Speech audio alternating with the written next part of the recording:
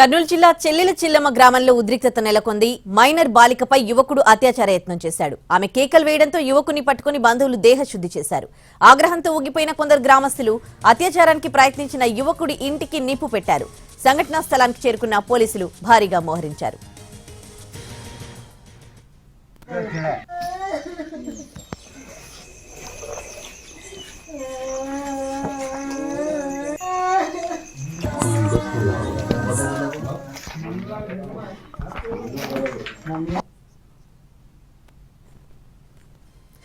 కర్నూలు జిల్లా చెల్లెల చిల్లమ్మ గ్రామంలో ఉద్రిక్తత నెలకొంది.